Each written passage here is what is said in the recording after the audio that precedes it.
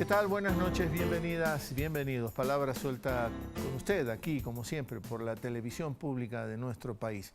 Ecuador TV forma parte del colectivo de los medios públicos. Este miércoles 4 de julio de 2018, estamos grabando poco tiempo antes de salir al aire, es que la algarabía, la fiesta del fútbol, se nos ha interpuesto, pero está bien, hay que ser pacientes y hay que esperar, aunque por un lado nos dé pena, que se acabe el Mundial a aquellas personas que sí nos gusta el fútbol, a pesar de todo, porque si hacemos lecturas más complejas y más más profundas, perdón, del fútbol, podría producirnos algunas decepciones, algunos desencantos, pero da para todo el fútbol, da para todo.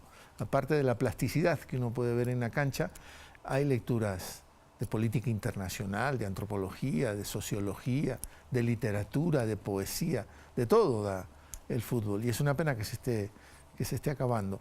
Volveremos al horario habitual una vez que se termine el Mundial de Fútbol, que ya nos deja solo 8 equipos y ya el fin de semana quedarán solo 4.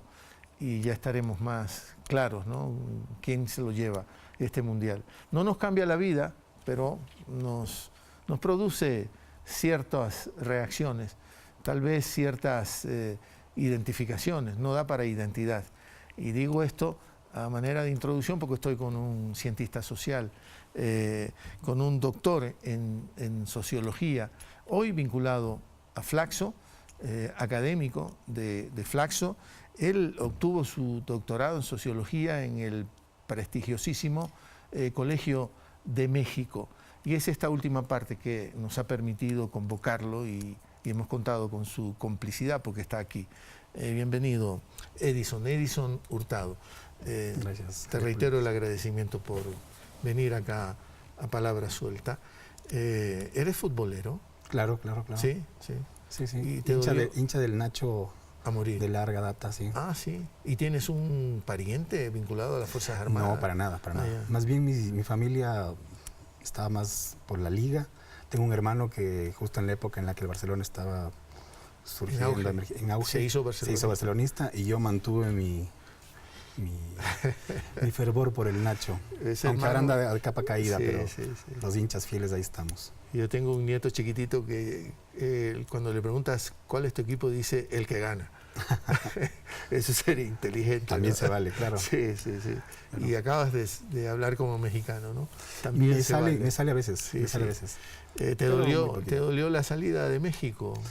Más o menos, porque ya se sabía, México siempre tiene esta idea de que no llega al quinto partido, pero ya se veía venir, y digamos frente a Brasil no había mucho margen. No había mucho margen. Se le quiere también a Brasil, así que... Sí. Seguimos en la digresión, porque esto del fútbol es una pequeña digresión.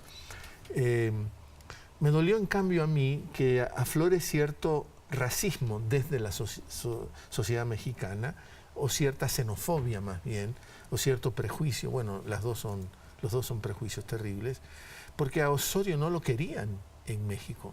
Un entrenador de Colombia nomás es. Claro, nosotros merecemos otro. Pep Guardiola, por lo menos.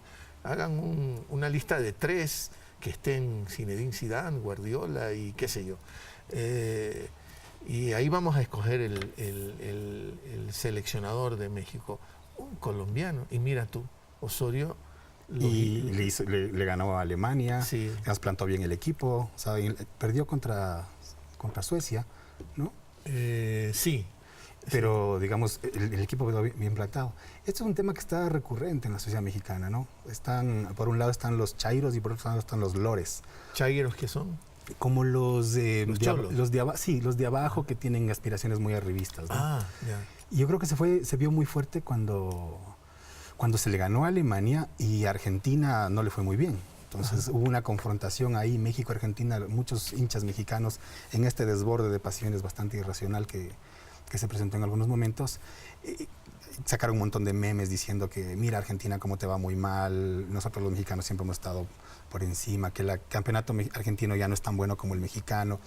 Cosas que afloran en términos de pasiones bajas, pasiones nacionalistas en algunos sentidos, que hacen que que uno vea los contrastes clasistas, los complejos en algunas sociedades que están en todo lado, ¿no? No solo en la sociedad mexicana. ¿Este es el lado oscuro del fútbol o más bien es este otro lado que el fútbol nos lo permite ver, ¿no? Claro, se puede ver así también, ¿no? Pero también la pasión y la alegría que nos genera el fútbol, o sea, la felicidad que tenían los mexicanos, digamos, de ganarle a Alemania, la dignificación en términos históricos de haber construido una campaña fuerte, la tristeza que también sufrieron con perder el último partido en la fase de grupos y la esperanza que tenían, ¿no? De llegar y plantarse ganarle a Brasil. Frente, claro. Si ya le habían ganado a Alemania, bien podían ganarle a Brasil. Claro. Y se plantaron, ¿no? Y creo que el equipo mexicano mostró muchísima dignidad y la gente agradeció, terminó entendiendo que es un momento de agradecer al equipo.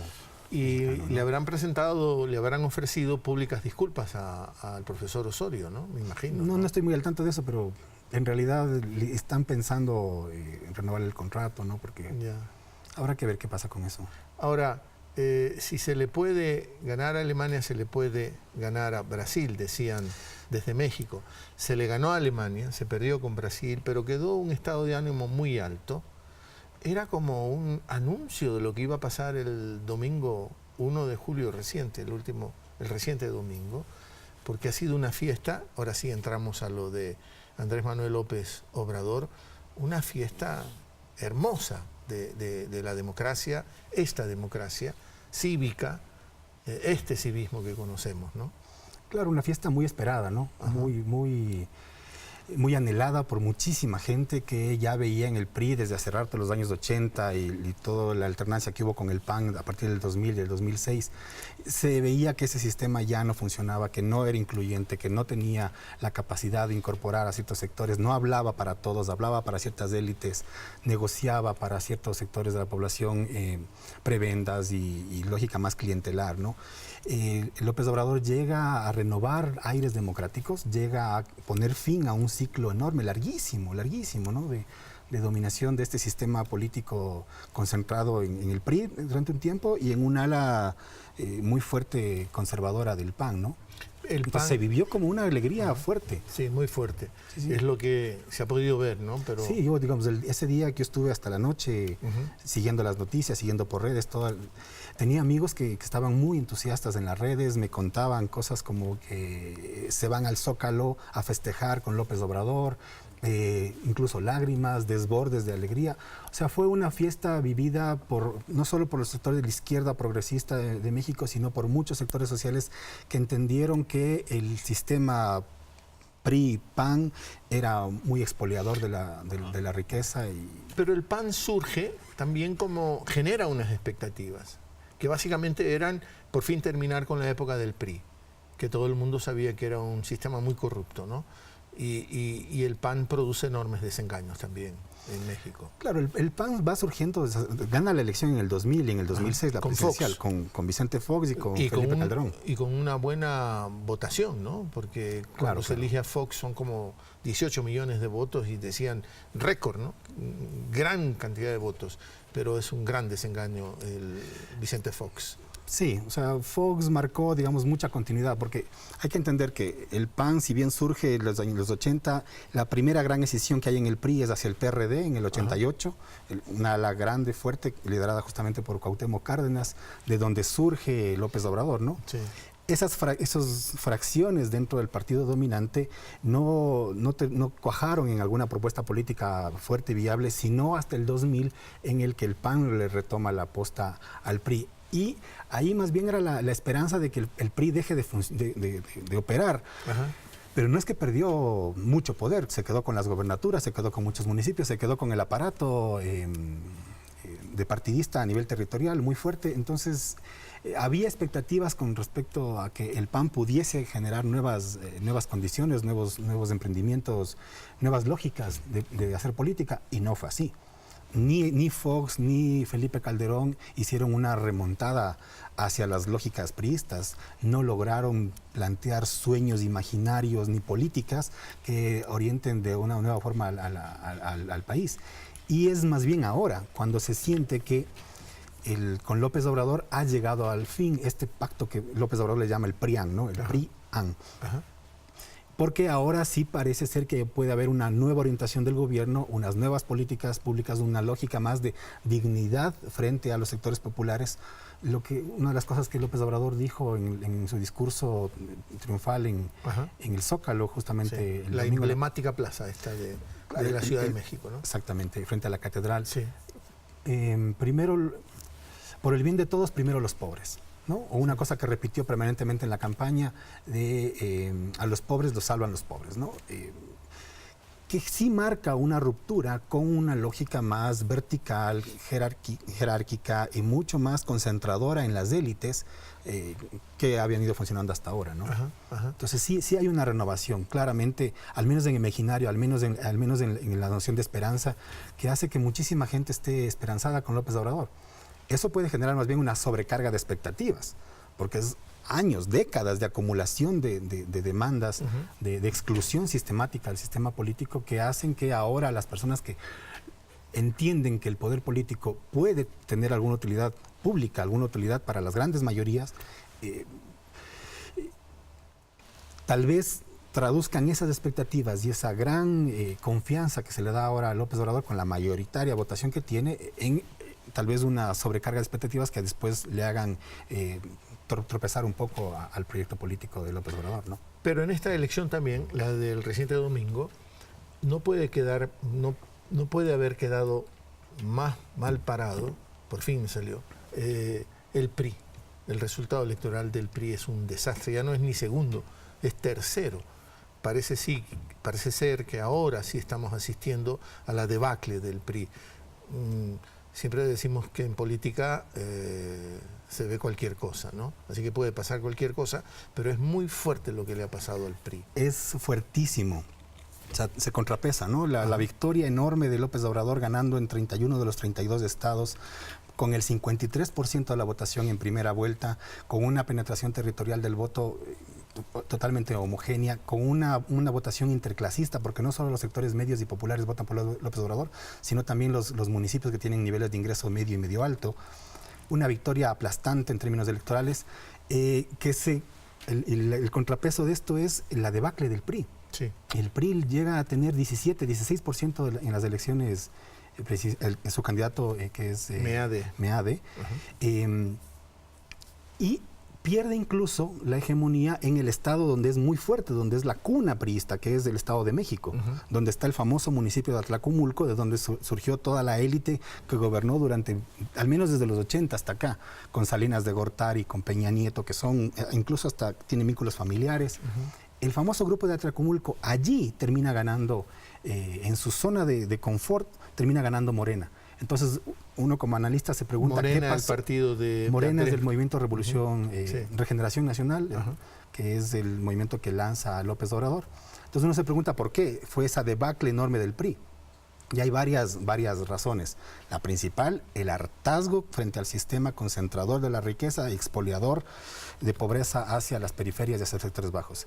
Y una gran concentración de expectativas en Morena y la campaña larga que lleva haciendo Morena para posicionar la idea de que es momento del cambio, el cambio verdadero, frente a un sistema mediático liderado por Televisa y TV Azteca que pintaron a López Obrador desde el 2012, desde 2006 como el gran peligro de México, ¿no? Sí. Ahora ya no fue efectiva esa campaña mediática y el gran peligro de México era continuar con el PRI. Entonces es una debacle grande del PRI y un escenario de apertura hacia una nueva opción como la de López Obrador. Leí en algunas partes, revisé alguna información, seguramente no tanto como tú, por ese vínculo que mantienes con México, haber estudiado ahí te marca. Hice mi tesis doctoral sobre la política mexicana, exacto. Entonces estoy enganchado. Y en ese tremendo centro de estudio que es el Colegio de México, que el candidato del PRI, Meade, lucía como que no se lo creía, como que ¿qué hago yo aquí? Un muy mal candidato también decían. No sé si es para justificar la derrota del PRI, pero esto he leído con relación a Meade. Meade es un tecnócrata, es formado en Estados Unidos, que ocupó varias carteras de Estado en el gobierno de Peña Nieto. Entonces, ciertamente puede ser un cuadro bastante interesante como potencial buen gestor. Sin embargo, acumula dentro de su figura estas virtudes que son a la vez defectos. Defectos porque en la política mexicana se necesita tener algún nivel de carisma, algún nivel de proposición. No, yo creo que en todos los escenarios políticos se requiere tener este elemento que permite acumular capital político en torno a una figura que no solo sabe lo que se puede hacer, sino también que proyecta confianza, que proyecta... Que sea carismático, como claro, se dice. Una lógica carismática. Y Meade era más bien la concentración de un tecnócrata que había impulsado en distintas carteras de Estado políticas neoliberales, políticas de achicamiento del Estado, de menor inversión pública, de mayor precarización de las clases trabajadoras. Entonces, siendo un tecnócrata con poco carisma y además chupando toda la deslegitimidad que tiene Peña Nieto como gobernante, es un pésimo candidato. Y en el escenario se movió muy mal. Más bien Anaya, que era un joven panista. Y que parece más joven de lo que es, ¿no? Anaya es bastante joven. Tiene 39 años. Sí, sí, pero parece un adolescente a veces, como fotografía, digo, como se veía en la televisión. Él también lleva a la derecha a una debacle también, ¿no? Me refiero a Anaya, ¿no? Y las alianzas que hace con una parte del PDR, ¿no? Anaya, PRD, Partido de la Revolución Democrática. PRD. Anaya es un joven emprendedor, un joven que estuvo, digamos, tiene una carrera política muy rápida, que logra posicionarse al frente del PAN, básicamente pisando a otras candidaturas que pudiesen emerger, ¿no? Incluso a la esposa de Felipe Calderón, que era la Margarita Zavala, que era una de las potenciales candidatas buena onda que pudo haber tenido a la derecha el PAN en México. Sube, trepa, pero luego arriba no tiene sustancia. Digamos, a diferencia de Meade, que podía tener sustancia, Anaya no tiene sustancia. Anaya es más bien una cáscara súper jovial, que habla a los millennials, que se para, que se saca la camisa, que se desajusta la corbata, que habla para los jóvenes, pero que no llega a los jóvenes porque... no hay sustancia. No hay sustancia. No hay sustancia. Entonces, con cáscara y marketing no se puede llegar.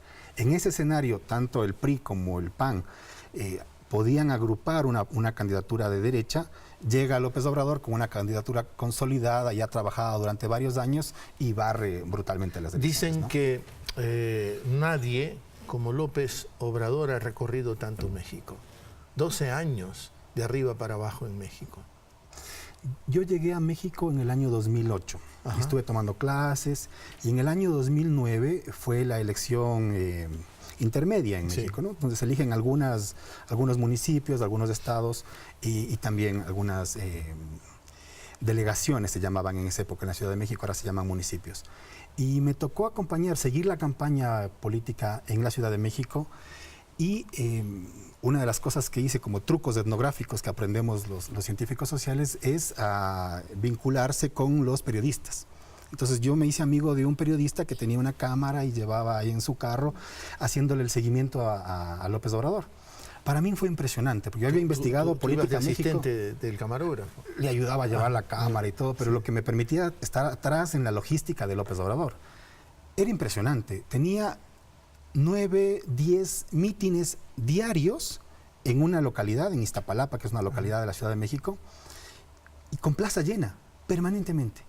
Ese ritmo de campaña, para mí fue desbordante y yo sé que ese fue el ritmo de campaña que mantuvo López Obrador en las 3 contiendas electorales. La tercera fue la vencida. Esta es la tercera contienda electoral de López Obrador. Y eso significa que López Obrador no es que tiene por voluntad la idea de recorrer México, los barrios más chiquitos, las parroquias más chiquitas, sino que tiene un aparato político detrás que le hace todo el trabajo logístico para que llegue a la plaza llena y tenga allí los líderes locales de su partido, de su movimiento, más los líderes intermedios, y él llega como el líder nacional. Así funciona López Obrador, pero en realidad así funcionan todos los partidos en México. Ajá. Son partidos mucho más orgánicos, partidos que tienen muchos más cuadros, mucha penetración territorial, a diferencia de Ecuador, que en realidad son usualmente plataformas en donde aparece 1 o 2 candidatos arriba y debajo no hay mucha plataforma electoral. Ajá, sí. México tiene esta característica con su sistema político y López Obrador tiene esta cualidad de aprovechar a profundidad su aparato y poder hacer campaña política hasta el último rincón. Digamos, en ese sentido, algo se asemeja a Rafael Correa, que tenía ese ímpetu por recorrer cada una de las provincias, parroquias, lugares, en donde sea que le permitan dar un incansable. micrófono. Incansable, claro. Pero López Obrador, digamos, con muchos más años y con mucho más aparato de gobierno. Esta es una paradoja. El aparato, la institucionalidad mexicana. El Estado mexicano tiene instituciones, tiene aparato y tiene unos símbolos y una ritualidad que no es tan sencillo saltártela, ¿no? Pero sin embargo, todo eso entró en crisis. Todo eso, porque hemos hablado de la suerte de Estado fallido que es México, ¿no? Por la corrupción, por la criminalización, por todo lo que ha pasado en México. ¿Cómo, a pesar de ese aparato y de esa aparente fortaleza institucional, todo se viene como abajo? Hay varias cosas. Yo creo que son varios tiempos, en varios procesos, lo que está pasando en la sociedad mexicana. Creo que el derrumbe fuerte del Estado priista, el buen Estado priista, digamos, del Estado que heredó de la Revolución, el Estado que en el año 34 logró Lázaro Cárdenas penetrar a nivel nacional con una incluso nacionalización de las empresas petroleras. Ese Estado que generó un estado de bienestar grande, robusto, fuerte, del que todos los países latinoamericanos copiamos, ese Estado entró ya en achicamiento a partir del 82. Finales del 70. ¿Ya con Salinas de Gortari? No, antes de Salinas de Gortari, con Miguel de la Madrid, por ejemplo. Políticos mexicanos más de corte neoliberal que ya comenzaron a aparecer en escena en los 70s y en los 80s predominaron, específicamente Salinas de Gortari, que fue presidente en el... Que también venía con un perfil de académico, ¿no? Claro, claro. Pero fueron un cúpulo de tecnócratas neoliberales que tomaron al PRI y le derechizaron. Mantuvieron ciertas instituciones estatales mexicanas, pero ya con una lógica de achicamiento, de privatización. Es allí, por ejemplo, en donde se comienza a gestar las grandes fortunas de México. Carlos Slim, que es uno de los hombres que siempre está en el top 3 de los hombres más ricos del planeta. Que le pelea a Bill Gates y a todos ellos. A nada menos que a Bill Gates. Comienza a acumular un montón de riqueza gracias al conjunto de prebendas que recibe del Estado mexicano. Se le vende el monopolio de los teléfonos, Telmex, de la empresa telefónica de México, a un precio muy irrisorio y se le entrega el monopolio de las telecomunicaciones, ¿no? Eso hace que el sistema político refleje claramente cómo es que está pensando el desarrollo económico. Un desarrollo para las élites que compensará paliativamente con políticas clientelares hacia la población, hacia abajo. Ese Estado, esas instituciones mexicanas que fueron tan aclamadas por toda América Latina, se fue desmontando desde hace rato. El PRI yo creo que se desmonta no solo en los años 90 y rejuvenece con Peña Nieto, con esta figura muy promovida por Televisa, claro, de este nuevo joven, el nuevo PRI, no, el nuevo rostro del PRI. Casado con una estrella de televisión, inclusive. Con la famosa Gaviota, actriz de televisión, de telenovelas. Llega Peña Nieto con la idea de ser el nuevo PRI, el nuevo rostro, la nueva imagen, y resulta ser más viejo que los propios dinosaurios priistas, ¿no? Porque gobierna a partir de su lógica de Atlacomulco, gobierna para unos sectores, gobierna con una lógica de corrupción brutal, ¿no? ¿Qué es esto de la Casa Blanca? Por ejemplo, la Casa Blanca es un acto de corrupción en donde aparece una empresa que recibía permanentemente contratos de parte del Estado, dándole a la esposa de Peña Nieto una casa de $7 millones, con cómodas cuotas, digamos, básicamente corrupción, básicamente pagar favores por contratos, que fue muy sonado. Carmen Aristegui, que es una periodista muy conocida, claro, de CNN Internacional, pero también tiene su propia... Y muy valiente. Claro, ha sido un factor importante también. Fue perseguida por Peña Nieto por denunciar, por sacar un libro sobre este caso de corrupción, entre otros, ¿no? El caso de Ayotzinapa, los 43 jóvenes que fueron desaparecidos por las cúpulas tanto delincuenciales como políticas, y que afecta también al imaginario de cómo este sistema político en realidad ya no representa. Entonces, el Estado se desmonta, digamos, para recapitular, el Estado se desmonta desde los 80, el sistema de partidos se desmonta lentamente y el PRI termina haciendo lo que es ahora, es un partido, la quinta fuerza en el Parlamento. Todo ese escenario se junta con todo el tema del narcotráfico. Antes del narcotráfico, porque es un elemento brutal, ¿no? En la política mexicana y de América Latina en general, creo que de todo el planeta, ¿no? Porque el mismo capitalismo dice que no hay oferta sin demanda, ¿no? ¿En dónde está la demanda, ¿no? Hablas del neoliberalismo que empieza a cooptar al Estado mexicano.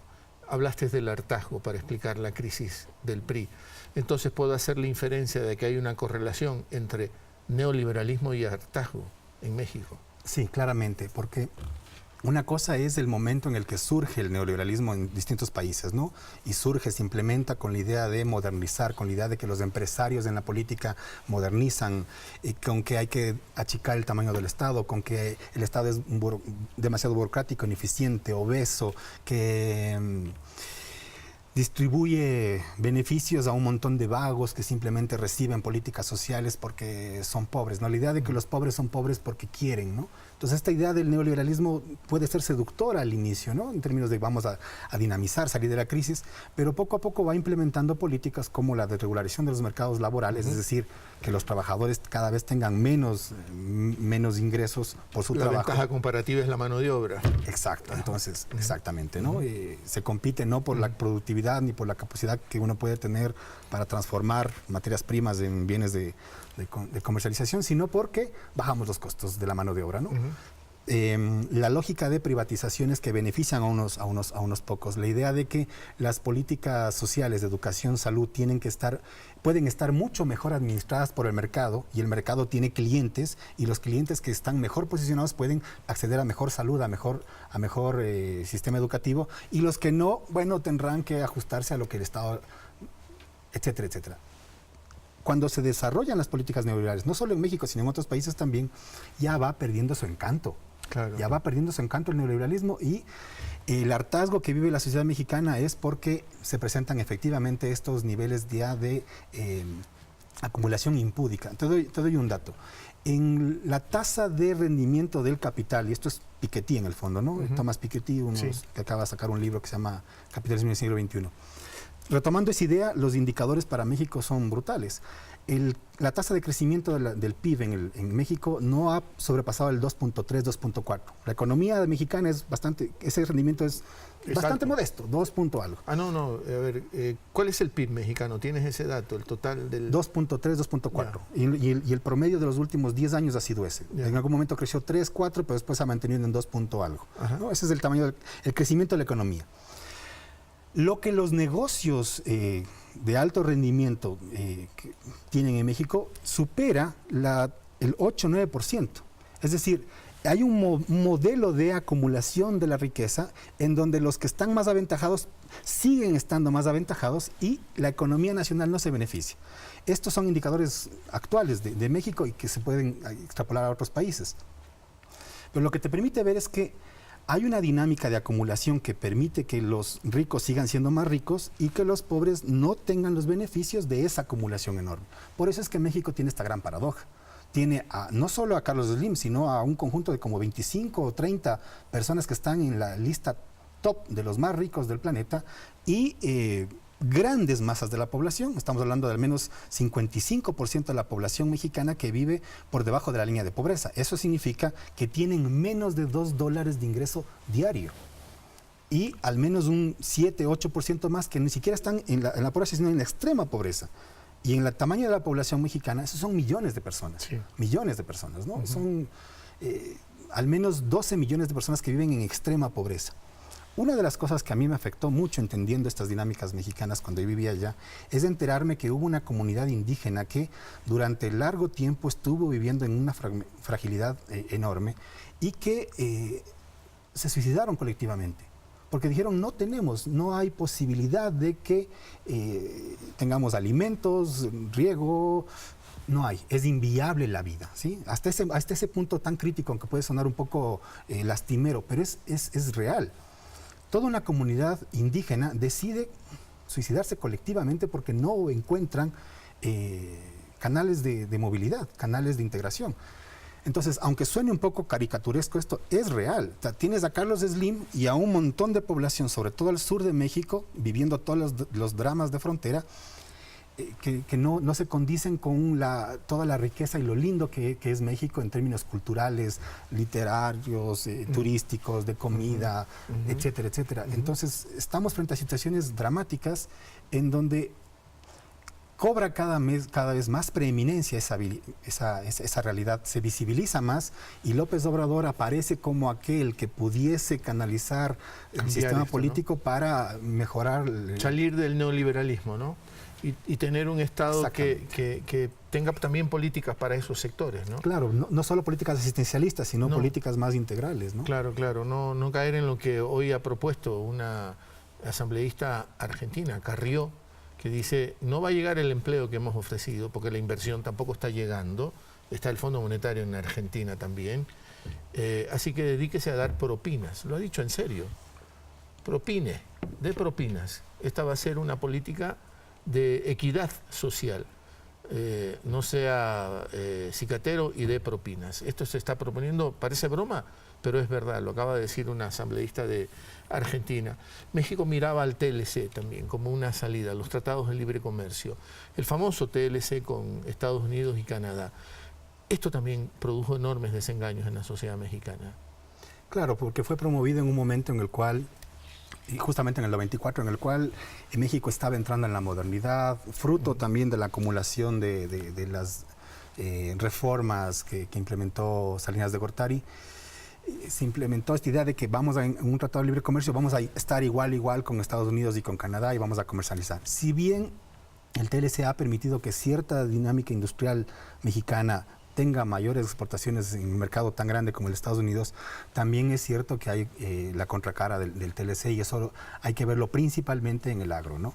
En el agro que no es del sector industrial, donde pueden haber colchones para replantear la inversión, sino en el agro donde si es que en 2 o 3 años me va mal con mis cosechas o con mi comercialización de productos, ya no puedo tener otras alternativas. El maíz, ¿no? El ejemplo como estereotípico del maíz, ¿no? El maíz que se consume tanto en las tortillas famosas. Las tortillas que sin tortillas uno no puede comer. Importarlas. Se importan de un maíz un poquito más industrial. Más industrializado, más lleno de químicos. Claro, sin los sabores ancestrales, digamos. Se importan de Estados Unidos. O sea, a ese punto, uno puede decir simbólicamente el maíz. No es solo simbólicamente el maíz. Es que detrás de eso, el agro mexicano está bastante desprotegido, está bastante complicado con toda esta situación del TLC. Y ahora, en este momento, Trump está queriendo renegociar ese tratado de libre comercio porque siente que tiene que ser más proteccionista. Y López Obrador y Peña Nieto también han dicho, ok, renegociemos porque en realidad no nos está yendo del todo bien.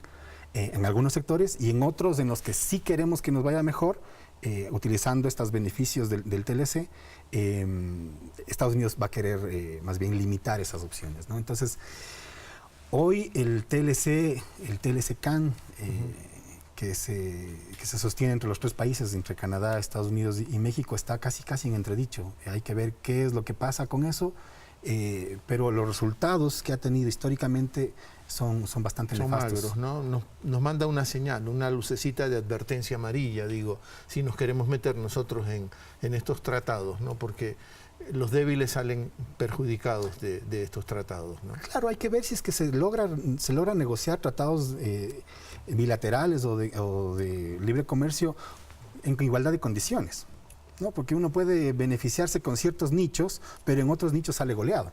Bueno, Andrés López Obrador entonces tiene muchísimos escenarios en donde moverse para... Tú has trabajado también y está... hay un estudio sobre desigualdades sociales, configuraciones estatales y participación política, programa de Flaxo, que tú lo estás manejando. Entonces, lo cito porque digo, en cierto sentido, López Obrador tiene que recuperar al Estado mexicano con su poder de políticas sociales para atender a esa enorme masa de gente que está viviendo por debajo de la línea de la pobreza. ¿Lo va a lograr? ¿Hay suficiente fortaleza económica en México para que se logre esas políticas sociales que miren a los sectores más débiles? Bueno, te aclaro un poquito el tema de Flaxo. En Flaxo tenemos una maestría donde trabajamos tenemos varias maestrías, pero en la que yo trabajo directamente es la maestría de Sociología Política, donde tenemos estas líneas de investigación, ¿no? Estado, acción colectiva, desigualdades. Saqué de la página de Flaxo toda esta información. Pero es el programa en donde tenemos varias líneas y yo trabajo tanto la línea de acción colectiva como la de desigualdades. Lo que tú me preguntas sobre México, es sintomático que el primer discurso de López Obrador, no el que dio en el Zócalo, que era el de la celebración, sino el que dio para los medios y para la comunidad internacional, lo primero que dijo fue no se asusten mercados. Fue a decir cosas muy claras, como que va a respetar la autonomía del Banco Central, como que va a renegociar los contratos petroleros dentro de un marco legal, ¿sí? Como que va a haber un cambio en el modelo económico sin que eso implique desconocer los contratos bilaterales que están establecidos y tratando de mandar señales de calma hacia todo el mercado financiero internacional y al empresariado local. Eso da una idea de que puede hacer cambios sin alterar ni poner patas arriba a la economía. Una cosa que Fernando Henrique Cardoso decía para Brasil, el equilibrio fiscal no es ni de izquierda ni de derecha. O sea, no lo repitió López Obrador, pero más o menos dejó clara la idea. En México vamos a hacer cambios, pero vamos a mantenernos dentro de los equilibrios macroeconómicos. Dicho eso, con una idea de calma, un discurso presidencial diciendo vamos a las condiciones de la economía mexicana son bastante complicadas. Pequeña, no pierdas de vista lo que me acabas de decir. Las condiciones de la economía mexicana son bastante delicadas. Es que has citado a Fernando Henrique Cardoso y quiero saber a cuál citas. ¿Al antes de ser presidente o al después de ser presidente? Al después de presidente, el más pragmático. Ya. No, porque el Fernando Henrique Cardoso de la transformación productiva, de lo que en Ecuador que se conoció como el cambio de la matriz productiva, que es este modelo de industrialización hacia adentro y de posicionamiento en el mercado externo, ese ya después en el gobierno se fue moderando. Pero tú como perdona. Se movió dentro de los equilibrios que le podía dar la economía. Pero tú como cientista, ¿no?, social probablemente seguías más al académico Fernando Henrique Cardoso. Claro, nosotros en la carrera leíamos a Fernando Henrique Cardoso con Enzo Falepo, con Tetonio dos Santos, con toda la literatura de los años que comienzan con Previch, ¿no?, en los 50, pero después en los 60 y en los 70. Previch y la escuela cepalina. Claro, la CEPAL, toda la idea neoestructuralista de desarrollo endógeno, ¿no? De proteger a los mercados internos, que fue, eso sí, lo dijo claramente López Obrador ahora. Dijo, si es que queremos desarrollar la economía, lo primero que tenemos que hacer es producción nacional para consumo interno. Mercados internos. Ahora sí, las dificultades particulares, específicas de México, en términos de la economía, que tú decías. El petróleo está subiendo. Bueno, México tiene hay que entender México, ¿no? México es un país enorme, es enorme, tiene 130 millones de habitantes, tiene polos de desarrollo industrial muy fuertes, de muy larga data, principalmente Monterrey, que está al norte. En el centro hay una dinámica industrial, pero ahora se dedica más a servicios. Digamos, mover ese aparato mexicano significa dar ciertas condiciones a los empresarios, pero también intentar, capturar un poco de los beneficios que se producen allí a través de impuestos progresivos. Eso en México no está tan dibujado ahora. La economía mexicana puede crecer en ciertos márgenes siempre y cuando pueda tener una inyección de recursos estatales, porque efectivamente lo que ha hecho López Obrador durante estos años, Peña Nieto durante estos años es bajar la tasa de inversión, lo cual ha hecho que la economía se desacelere. Claro. Esto, desde una perspectiva neoliberal, puede significar que se ha permitido el mayor desarrollo de los mercados, que el Estado no debe interferir en la economía, pero eso es un postulado más ideológico que real, porque para dinamizar la economía se requiere capital, que puede ser extranjero o puede ser nacional, y si es que el capital extranjero está básicamente llegando a suelo mexicano y saliendo, como capitales golondrinas o a paraísos fiscales, no es que se genere un desarrollo redistribuidor. Que no se quedan ahí. No se quedan allí y las ganancias salen también, Sí. o se concentran, Sí, que sí. es lo más característico de la ciudad mexicana, que es similar al caso ecuatoriano. Entonces, es la inversión pública la que ha permitido en algunos momentos que la economía mexicana crezca sostenga. y que sea redistributiva. Parece un poco la visión esta económica del contracíclica. Es decir, es la inversión pública la que detiene esas crisis, ¿no? Sin esa inversión pública no se podría parar la crisis. Claro, claro, Ajá. claro. Justamente el año 2007-2008, cuando fue la crisis, la última crisis, México fue de los países que no implementó políticas contracíclicas a gran calado, ¿no? Y fue de los países que más impacto tuvo la crisis. Ujú. Y hay que entender esa crisis. No es un impacto que se deriva en cifras macroeconómicas solamente, sino que hay unos sectores de la población que tienen efectivamente mucho más impacto, sufren más del impacto por su capacidad adquisitiva, porque se depreció el peso. O sea, pasamos del año 2000, que valía el peso, no recuerdo la cifra exacta, pero entre 10, 11 pesos por dólar, hasta el nivel actual que estamos en 19, 20, 21 pesos por dólar. Esa depreciación del dólar más tasas de inflación alta hacen que la crisis no se riegue de forma igual a todos. Son los sectores populares los que sufren más la crisis y los que terminan siendo el colchón de soporte de las ventajas que pueden acumular ciertos sectores que están arriba por los ciclos del capital, digámoslo así, por decirle utilizar esta clave más marxista. Entonces, Sí. la posibilidad, los márgenes que tiene López Obrador para renovar el aparato productivo mexicano son bastante limitados. Lo que tendrá que hacer es, y lo ha dicho López Obrador, es nuevamente reforzar el aparato estatal, nuevamente hacer más inversión pública con orientación social en educación, en carreteras, en salud, para que se dinamice el aparato productivo y sobre todo el empleo que es tan precario en México. Las relaciones internacionales. México, ese país enorme, como todos lo sabemos y tú lo has enfatizado, tiene una línea de frontera enorme con los Estados Unidos. Son más de 3.000 kilómetros lineales de frontera con los Estados Unidos. ¿Cómo ves tú que se va a manejar eso? Eso también es una cosa muy compleja para México. Está el tema del narcotráfico, Ajá. de cómo se pueden implementar las mejores políticas de narcotráfico, y ahí tenemos básicamente una política de guerra que se implementó desde Calderón en el año 2006 hasta el 2012, que se conoce como el sexenio de la guerra contra el narco, y que no que ha cambiado de matiz, pero que ha mantenido esa misma lógica entre el año 2012 y el 2018.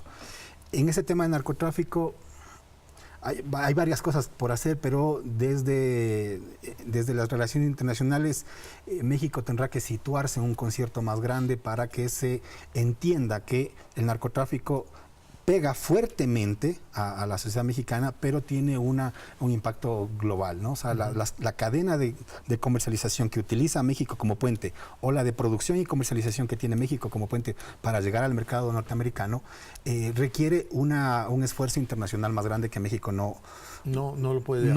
No lo ha estado haciendo, porque se ha dejado marcar la pauta por los Estados Unidos, ¿no? Estados Unidos lo que quiere hacer es tener la guerra del narco en México. Mientras el mercado consumidor interno está tranquilo, están consumiendo el mercado norteamericano. Lo que quiere hacer Estados Unidos es frenar en los carteles de comercialización, ¿no? Entonces, siguiendo a esa política norteamericana, López Obrador... no tiene ninguna lógica capitalista. Claro, porque digamos, los más anarquistas capitalistas dicen, dejen que eso, liberen la droga, ¿no? Sí.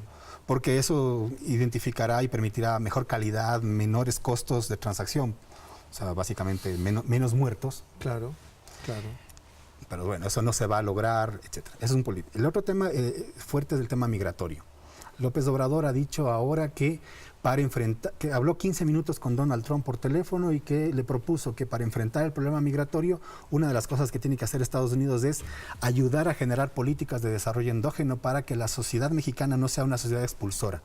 Eso, en alguna medida, cambia un poco el escenario de la discusión. Cuando Trump lo único que está diciendo es muro, que no pasen, encerrar a niños en jaulas, separar a las familias.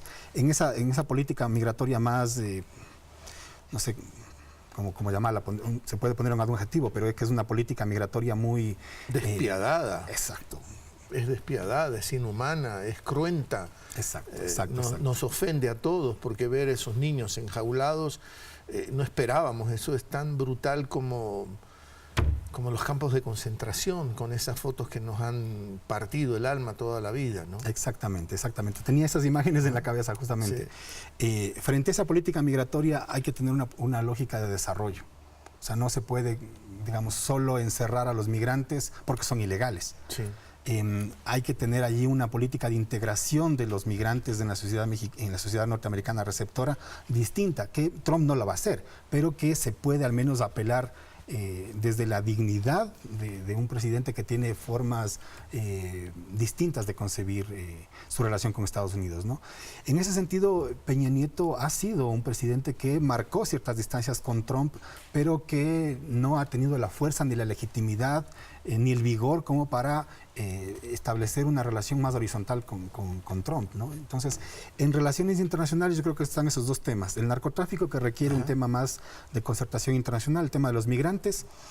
Y pensando desde el sur, yo creo que México llega tarde al giro a la izquierda, ¿no? No es que... Porque ya no está a la izquierda, claro. América del Sur no está en la izquierda en este momento. América del Sur hizo un giro a la derecha, sí, ya que es una reacción conservadora, digamos, sí. Y México recién está entrando a esta dinámica más. Pero desde Argentina, ¿no? Te cito Ponte Atilio Borón, por decir un nombre, sostiene que quizá México detenga a la derecha y haga que el ciclo de la derecha sea más corto de lo que está pensando la derecha misma, corto en duración, ¿no? Porque México ha dado un giro a la izquierda. ¿Qué lectura haces tú? Veamos cómo se implementa este giro a la izquierda, ¿no? Yeah. Porque yo digo, hay un tema de sobrecarga de expectativas frente a López Obrador. Ciertamente va a tener que utilizar el aparato estatal que tiene ahora, que es heredero del PRI, para darle un nuevo horizonte a las políticas económicas y vincular las políticas económicas con políticas sociales. No solo hacer políticas sociales paliativas ni clientelares. Entonces habrá que ver hasta dónde el vigor de la política nacional mexicana hace ese giro o no. Y hasta dónde ese vigor de México como un país que pueda sostener una política más progresista pueda servir de referente para otros países que entiendan que el giro a la derecha que están haciendo ahora es una reacción frente a una ola más progresista que hubo durante un tiempo, y que esta reacción puede ser muy perjudicial en términos de desmontar todo lo que se ha logrado en términos de modernización del Estado e incluso modernización de las estructuras capitalistas y de los empresarios. Y habrá que ver hasta dónde se sirve como reflejo México. Y como Brasil, con Lula sacó a millones de la pobreza, y eso no puede ser miope el propio capitalismo, no entender lo que significa sacar a millones de la pobreza, ¿no? Como beneficio para el propio capitalismo, ¿no? Claro, o sea, si es que logramos ver cuáles son si logramos dimensionar cuáles fueron las ventajas que se pudieron haber logrado en los últimos años del ciclo progresista, y las dimensionamos con todas las perversidades que también se vivieron en estos años, digamos, una concentración del poder, una tensión permanente con los medios de comunicación, una sociedad civil que no tenía todos los espacios de desarrollo, sino que era confrontada por los gobiernos por verla como corporativa, como defensora de intereses particulares, y aunque diciendo algunas organizaciones de la sociedad civil diciendo que representan a la voz colectiva, habrá que sopesar históricamente, cómo se incluyó a sectores de la población en las dinámicas del desarrollo, en las dinámicas de equidad, en las dinámicas de movilidad. O sea, dar oportunidades a la gente, que la gente pueda ingresar a la educación, que la gente pueda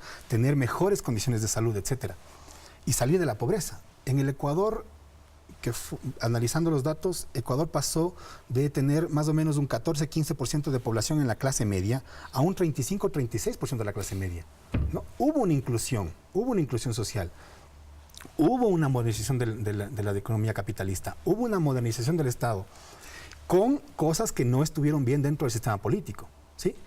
Pero históricamente habrá que evaluar si es que ese modelo incluyente, que resulta en algunas cosas políticamente mal orientado,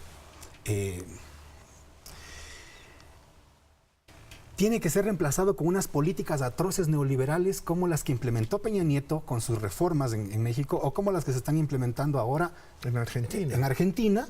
Y que podrían llegar al Ecuador también. Firmando todo lo que el Fondo Monetario les dice, concentrando la riqueza en los sectores exportadores y grandes grupos económicos de Argentina, y algo similar a lo que puede estar pasando aquí en Ecuador. ¿Hasta dónde reemplazar este modelo incluyente que vivió América Latina y puede ser perverso cuando se lo reemplaza con unas políticas neoliberales tan absurdas como las que se implementó en México, insisto, y las que se pueden estar implementando en otros países, incluso acá en Ecuador, de darles literalmente así a caja llena, ¿sí?, a grupos económicos grandotes, darles la posibilidad de que sigan acumulando, de que sigan enriqueciéndose y generemos un Carlos Slim, no sé. O sea, pero en México se generó un Carlos Slim y se generaron 50 Carlos Slim, ¿no? En Ecuador, que los grupos económicos estén siendo beneficiados vía impuestos, por ejemplo. Vía impuestos, ¿no? Son 4.700 millones de dólares que se les perdona a los grupos económicos con el pretexto de decir que vamos a fomentar la competitividad, pobrecitos los empresarios que han estado tan mal. Pero cuando uno ve la lista de quién se beneficia, encontramos sorpresas enormes. Álvaro Noboa, creo que son, no recuerdo la cifra, pero no está por debajo de los... Un dólar que le beneficia a Álvaro Noboa es casi se cae el agua. Claro. Sí. Pero no, bueno, por mencionar a Álvaro Noboa, pero podemos mencionar otros grupos económicos que se benefician de la ilusión, de la poca transparencia de sus cuentas y además sancionando con cero utilidades a los trabajadores. Entonces, y por otro lado estás diciendo que hay que, en el Estado hay demasiados empleados y que tienes que sacar una cantidad enorme de personas del aparato del Estado. Y que no se sabe a dónde van a ir y que vas a generar mayor conflictividad social. Hoy en la mañana... Hoy en la mañana le escuchaba a José Hidalgo, que es... de Cordes, ¿no? El director de Cordes, que es tiene el mismo discurso que pueden tener los sectores de la derecha en el país, ¿no? Diciendo que hay que reducir el presupuesto del Ministerio de Desarrollo Social, hay que eliminar burocracia en ese sector, porque eso va a permitir que los sectores empresariales sean mucho más dinámicos, porque hay que ajustar el gasto estatal, etcétera. Tiene sentido, como diría Fernando Enrique Cardoso, tiene sentido el equilibrio fiscal, pero lo que no tiene sentido es que cuando alguien tiene que ganar y alguien tiene que perder dentro de las decisiones de política económica, los que pierdan sean sistemáticamente aquellos sectores que han estado más marginados en la sociedad y los que ganen sean los que sistemáticamente han sido beneficiados por la colusión del poder político con el poder económico. Por pensar en el caso ecuatoriano. Pensando en el caso mexicano, digamos, se ha dado históricas contrataciones a favor de grandes grupos empresariales que han permitido que acumulen y acumulen y acumulen y que al final del día termines en un hartazgo, ¿no? Pensemos cómo fue la crisis del 99 en el Ecuador. Permitir flexibilización laboral, flexibilización financiera, poco control de las rentas de los grandes empresarios, que la banca termine acumulando desenfrenadamente y sin regulaciones, con incentivos para que hagan colusiones corruptas. Y el costo de todo eso, ¿lo pagaron los empresarios que estaban beneficiándose de la liberalización de los mercados o lo pagó toda la sociedad ecuatoriana expulsando a millones de personas como migrantes con una debacle económica brutal? Y hay que pensar eso. Destinando miles de millones de dólares al salvataje bancario. Al salvataje bancario. Hablaste del tema de los medios y dijiste... En la década del Ecuador, por ejemplo, una de las perversidades fue la tensión permanente con los medios de información. Hago un paralelismo con México en este tema, porque Volpi, Jorge Volpi, mexicano, lo debes de conocer, estuvo también hace poco en el Ecuador recorriendo, como parte de su recorrido, más bien promocionando su más reciente novela, una novela criminal creo que se llama, y es el tema de los medios, ¿no? De cómo crean una farsa sobre este caso famoso secuestro y en donde el relato es de los medios y fue imposible torcer ese relato porque los medios dijeron este es el culpable, este es el criminal, este realizó el secuestro, y Volpi sostiene en su novela que todo eso es una farsa. Ese es el problema. Esas son las tensiones que también se producen con los medios, por esta capacidad que tienen de querer constituirse en el dueño del relato, en el narrador único de lo que pasa en una sociedad. Y en México eso ha sido muy duro. Televisa, Televisión Azteca, y guardando las distancias, en el Ecuador también ha habido de eso. Sí. ¿Qué te hace pensar todo esto? Televisa es una empresa enorme, TV Azteca es una empresa enorme, tienen varios, no solo es un canal, sino varios canales, y luego tienen canales regionales. Es un empresariado enorme que logra posicionar la colectividad del día a día de la gente. El ejemplo claro de esto fue cuando en el 2012 se decía permanentemente, se rebotó todo el tiempo, que López Obrador es el peligro para México, sí, es un peligro para México. Y esta idea fue consumida, se penetró tanto en la sociedad que efectivamente todo el mundo le veía, no todo el mundo, pero mucha gente le veía a López Obrador como un gran cuco, ¿no? Y hoy, en esta última campaña, ojo, y eso es muy importante, dejó de ser efectivo. Tuvo la pólvora quemada. ¿Ya se saturó? Se saturó, la gente ya no le creía. López Obrador es un peligro para México, ¿será tan así? Y luego comenzó a montarse toda la idea de que López Obrador es Chávez. López Obrador es Chávez, López También Obrador. estuvo el factor Venezuela. Entonces, ya México se va a convertir en Venezuela. La contrarréplica era, claro, como somos Suiza, ahora nos vamos a convertir en Venezuela. Y ya no le funcionó. Ya no le funcionó tanto, así que era sintomático ver a muchos intelectuales mexicanos pro Televisa en los sets de Televisa despotricando contra López Obrador sin que tengan una efectividad, ¿no? Se vació el contenido del discurso. Claro, hay un momento en el que el discurso ya no mueve porque las realidades son evidentemente distintas a las que aparecen en la televisión. Porque la manipulación es demasiado brutal. Claro, entonces, como televidentes, como personas que consumimos televisión, que nos informamos por diversos medios, lo que tenemos que hacer es contrastar fuentes, tenemos que hacer, identificar qué línea editorial están teniendo los periódicos, las televisoras, para ver si es que es consistente con lo que se está viviendo. Además, yo digo desde un medio, ¿no? Desde este medio público, que con las audiencias tenemos que enseñarles claramente cuál es nuestra línea editorial. Incluso las audiencias lo sepan, ¿no? Como pasa muchas veces en ciertas sociedades europeas. Yo abro cierto periódico, veo cierto canal y sé que van a defender cierto modelo social, yo lo sé, ¿no? Y no me van a poder trampear. Y si yo los quiero ver es porque yo creo en lo que están ellos diciendo, ¿no? No sé si me explico lo que estoy queriendo plantear. Hay campañas también de desinformación, ¿no? Claro. Desinfórmate, porque todo lo que te están vendiendo es una parte del cuento. Sí. Entonces, uno tiene que informarse triangulando, digamos, viendo varios medios o entendiendo cuáles son las lógicas y los intereses que están detrás de algunos medios. Y eso es muy importante. Se nos va agotando el tiempo y todavía me quedan pequeñas cositas que quizá puedan ser anecdóticas en relación a Andrés López Obrador. Hace poquito ya, presidente electo, en diciembre 1, asumirá el poder y será ya el presidente elegido.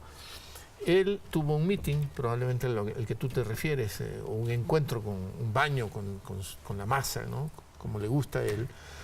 Y de regreso, no iba con guardias, no iba con protección especial en una sociedad tan peligrosa como es la mexicana. No solo la mexicana, yo desde Ecuador no les voy a hacer crítica a los mexicanos en eso, ¿no? Desde América Latina no se las podemos hacer. Y él dice, yo no la necesito, no necesito protección policial o militar, el pueblo me protege. ¿Va a poder funcionar así López Obrador? No creo que sea tan así. Cuando yo le seguía a López Obrador en su campaña electoral durante muchos mítines, y después seguía a otros políticos, sí hay un círculo de protección, o sea... Sí hay, invisible. Claro, está allí los miembros del partido, sí hay. Lo que sí claramente hay es una cercanía mucho más fuerte de López Obrador con las masas, con el pueblo, ¿no? Peña Nieto tiene un contacto muy ritualizado, ¿no? Desde su puesta en escena, de su peinarse, de cómo hablar, cuando se contacta con la gente, sabe cuándo va, en qué momentos va a saludar, va a darse un baño de popularidad, abrazar a un niño, besar a unas personas, ¿sí? Y después regresa... Está muy pautado todo. Claro, está muy pautado. López Obrador en ese sentido tiene ciertas pautas, pero tiene ciertamente... Él es él. Mucha más cercanía con los sectores populares, por supuesto. He visto y está disponible en las redes, ¿no? Él tiene simpatía con un periodista de radio. La Torre, no es La Torre. Un periodista le abrió su casa y nos enseña su casa, López Obrador. Vive en una colonia, como dicen en México, un barrio nosotros, de clase media, digamos, ¿no? Y su casa es en 3 plantas, súper modesta. La abre, la enseña, es para eso. Tengo tantos años en la política y vivo así. Cuando López Obrador fue jefe de gobierno en la Ciudad de México del 2000 al 2006. Alcalde, ¿no? Fue alcalde de la Sí, Ciudad de México, sí, ¿no? sí. Se llama jefe de gobierno allá. Una particularidad que tenía es que se levantaba a las 6 de la mañana y comenzaba a trabajar a las 6 de la mañana. Hoy lo volvió a repetir. Vamos a trabajar desde las 6 de la mañana y mis ministros tendrán que estar listos y dispuestos a trabajar desde las 6 de la mañana. En ese sentido, su estilo de gobierno, su forma incluso de interpelación moral, para decir, tenemos que trabajar, tenemos tantos que hacer que tenemos que trabajar. Y no voy a perdonar a nadie la corrupción. Si es que son familiares míos, amigos míos, de mi partido, no les voy a perdonar actos de corrupción. Tiene esta puesta en escena moral que le da un aire de mayor legitimidad de alguien que puede estar cercano a la población.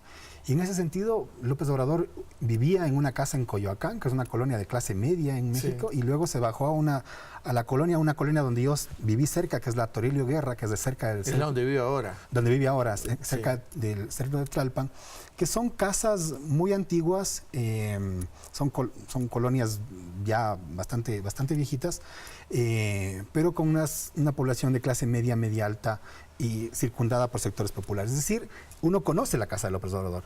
En mis investigaciones sobre segregación espacial en México, yo seguía al PRD, ajá, en la Ciudad de México, en los barrios populares. Me metí en los barrios, en los más necesitados, a ver cómo allí el PRD operaba, a veces clientelarmente, a veces de forma más programática. También seguía barrios muy ricos, muy ricos. Y la segregación es como las fotos que hay que ver en el internet, ¿no? Colonias pobrísimas y al lado unas colonias con una seguridad enorme, sí, con varias empleadas domésticas, con, sí, chofer, sí, con una cosa bastante insultante. Y uno podía ver las dinámicas organizativas allí, o sea, en los sectores populares muy de líderes barriales y en los otros muy de empresarios que administran el fraccionamiento. López Obrador vive en unas colonias mucho más abiertas en donde alguien puede pasar y hacer el ring sí, en la calle. Sí, no pasa nada. No pasa nada. O sea, López Obrador tiene esa extracción Has más hecho popular. Una descripción de nuestras ciudades, ¿no? Porque no es solo potestativo claro, de México, lo puedes ver en Quito, en Guayaquil, los sectores de los empresarios, dueños de los negocios, y al lado un barrio pobre. El marxismo decía los ejércitos industriales de reserva. Lo último. La mujer de López Obrador, creo que enviudó López Obrador y se casó con esta mujer de una extraordinaria formación, creo que es bióloga, Beatriz Gutiérrez Müller, y en la red también circula una versión de El Necio, cantado por ella. No digo que compraría con 4 meses de anticipación un ticket para verla cantar, pero lo hace bastante bien. Y es una mujer que ha dicho, no seré yo la primera dama. No lo voy a hacer porque querría decir que hay damas de segunda, tercera, cuarta y otros niveles de categoría. Exactamente. Es una mujer progresista, es una mujer formada, tiene un doctorado, me parece que en biología. Sí. Y que no salió nunca en las campañas anteriores. Ahora salió porque dijo, siempre he estado a la sombra, no he querido meterme porque entiendo que Andrés Manuel tiene una labor política y yo tengo mi propio desarrollo profesional y vital. Ahora salgo porque es necesario acallar ciertas voces que le decían López Obrador no está acompañado de su mujer. En contraposición con la novela, con la lógica casi de príncipe y princesa que vendió Peña Televisa Nieto, con Peña Nieto y su esposa a la gaviota, ¿no? Frente a ese imaginario tan romántico, tan déjenlo ser, telenovelesco, ¿no? Telenovelesco, ¿no? Aparece una pareja de un político que viene de abajo, que viene de Tabasco, que hizo militancia social en las comunidades indígenas y que desarrolla una jefatura de gobierno muy inclusiva y con un proyecto de alternancia política fuerte, y una mujer que tiene su propio desarrollo profesional, su propio desarrollo intelectual vital, y que dice una cosa que es muy, muy progresista, que cambia el imaginario. No es que porque mi esposa es mi primera dama, ella tiene que atender las lógicas sociales, ¿no? Darle el papel de monja de la caridad a la esposa, eliminando todas las políticas sociales que uno puede emprender como Estado. Claro. Poniéndole un rostro de mujer al cuidado, al hogar, cuando esos son temas que deben influir tanto a los hombres y a las mujeres, entendiendo que una sociedad no es así de patriarcal. Si es que el Estado promueve estas figuras en donde el marido presidente hace todas las políticas grandes y la mujer hace política de bienestar y asistencia, Caridad. Lo que estamos haciendo es reforzando un sistema patriarcal. Allí se ve la impronta progresista, no solo de Andrés Manuel, sino de su esposa. Beatriz. Habrá que decir también que las expectativas generadas sobre Andrés Manuel López Obrador pueden ser excesivas, pero en términos de la acumulación de años de desesperanza en México, que aparezca un nuevo hombre en el horizonte, un nuevo partido que pueda implementar cosas distintas a las que se han implementado durante tantos años, sí es algo esperanzador, al menos para algunas. Maravilla, ¿no? Hay que decir lo último de la mujer, de Beatriz Gutiérrez Müller, que lo que más lee es poesía. Maravilla, ¿no? Y la verdad es que provoca, ¿no? Celebrar con los mexicanos, hacer un brindis con México y con tequila. Con tequila para ellos y con mariachis ahí en esas plazas donde puedes ir a escuchar estos grupos, ¿no? Y que les vaya bien, desearle lo mejor a México, ¿no? Como que recuperamos a México para América Latina. Esa es un poco la sensación que me va quedando, ¿no? Sí, yo creo que México tiene que ver más al sur. Sí. A veces México se piensa muy en el hemisferio norte, se piensa cerca de Europa, ve poco hacia el sur. De hecho, hacia el sur me refiero a Oaxaca y Chiapas. No al sur de Centroamérica. Más abajo también, No, sí. también hay otra América. Creo que sí es esperanzador en algunas medidas. Que yo creo, insisto, como analista yo no puedo, digamos, lanzar bombos y platillos. Yo creo que hay que ver hasta dónde el sistema político mexicano le va a permitir una democratización real, hasta dónde las condiciones de la economía le van a permitir giros fuertes y hasta dónde México puede servir para América Latina como un referente en el que se muestre que políticas económicas progresistas están aliadas con políticas sociales progresistas y eso que nos sirva de referente en alguna medida. Y que nos ayude a contener la ola neoliberal que estamos viviendo ahora mismo. Y al gran patrón del norte, ¿no? Te agradezco mucho, Edison, por haber estado aquí. Muchas gracias por la invitación. Edison Hurtado, cientista social, académico, profesor de Flaxo. Siempre a usted le agradecemos la compañía. Pásela bien.